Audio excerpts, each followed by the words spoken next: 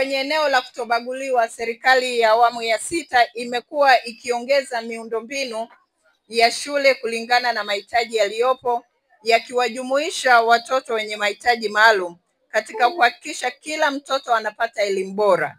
Mkoa una jumla ya shule 812 za msingi pamoja na sekondari 187 ambazo zinajumuisha watoto wetu wenye mahitaji maalum.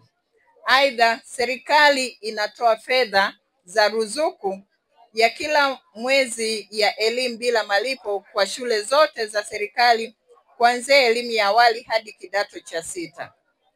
Katika hili niwaombe na kuwasihi sana wazazi wenzangu kusaidiana na serikali katika kuhakikisha watoto wanapata chakula wakiwa shuleni ili kuunga jitihada kubwa zinazofanywa na Mheshimiwa Rais wetu wa Jamhuri ya Muungano wa Tanzania, Dr. Samia Suluhu Hassan. Lakini pamoja na uwekezaji mkubwa unaofanywa na serikali, inasikitisha sana kuona baadhi ya wazazi hawapeleki watoto shule, na imekuwa jukumu la wakuu wa wilaya kuhakikisha tunasaka nyumba kwa nyumba kwa wale wazazi wanaoficha. Kwa hiyo tutakayemkuta mzazi ameficha mtoto hajafika shule, tutamchukulia hatua za kisheria mara moja. Na hiyo tabia, ni waombe wazazi tukome. Watoto wana haki ya kusoma na kupata elimu, lakini tabia hii pia imekuwa inaathiri ufaulu wa watoto wetu kwa kuwafanya watoto kuwa tegemezi. Mkoa wa Ruvuma ni mkoa ambao unasifika kwa kilimo. Wazazi pia wamekuwa wakienda mashambani, wanawaacha watoto nyumbani bila chakula.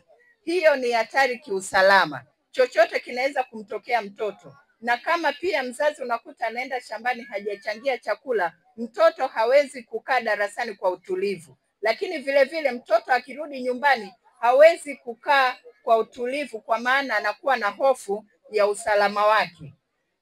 Na sasa niwaombe sana wazazi, hili nawaomba sana wazazi pamoja na walimu, na sisi ni sehemu ya wazazi. Inapojitokeza hili, mtoto hajaonekana shuleni, tuchukue hatua ya kufuatilia mwenendo wa maisha ya kwake nyumbani. Kwa hiyo wazazi, niwakumbushe kuwa elimu ni haki ya msingi ya mtoto. Hivyo kila mmoja atimize wajibu wake ili mtoto asikose haki hiyo.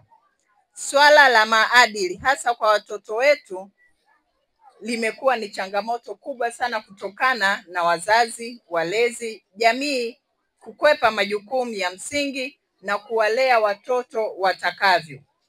Hivyo ni vyema sisi kama wazazi kujitathmini ni wapi tumepotea na kuchukua hatua za maksudi za malezi yenye kuzingatia maadili ya Kitanzania tuliorithishwa na wazazi wetu, ili nao waweze kuwarithisha vizazi vijavyo.